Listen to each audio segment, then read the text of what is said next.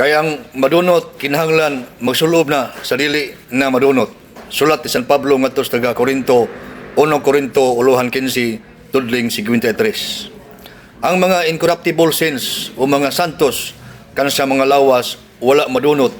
Iisip sa tradisyong Katoliko nga usa ka milagroso nga timaan sa pagkabalaan.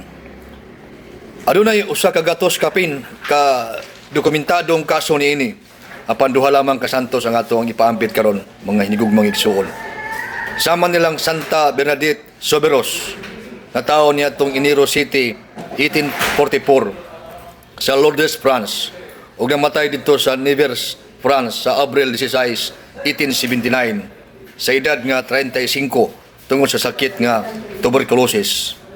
Usa ka kabus og basakitong dalagita nagpakita kaniya ang mahal nga Birhen Maria niadtong tuig 1858. Bisan pa sa iyang kalisod nahimo siyang instrumento sa milagro ug pagtuo. Kanunay siyang masakit sa hubak ug tungod niini wala siya makatungha sa eskwelahan. Hinungdan nga dili siya makamao mobasa o masulat.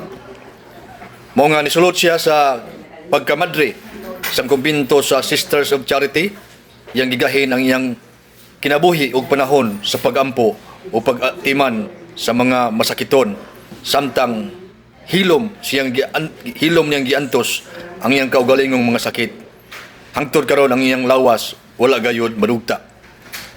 Si San Padre Pio niadtong tuig 1887 hangtod sa 1968 usa ka mapaubsanong Franciscan nga pari nga dunay mga milagrosong gasa sa pagkaanaa sa duha ka dapit sa dungan nga higayon. Gitawag kini sa English og bilocation. Ang labing nailhan kaniya mao ang pagbaton sa mga samad ni Kristo kun stigmata. Sulod sa 50 ka tuig nasigi og dagan ang dugo apan wala gayud ma-infeksyon og manimaho hinuon og rosas. Mugahin og 19 ka oras kada adlaw sa kapisalan. Ang kinabuhi ni San Padre Pio nagpahinumdum kanato sa pagampo, pagbaton ug pagtuo ug sa dili pagkabalaka. Gitudloan kita niya nga ang ato mga pag-antos ihalad nato sa Dios.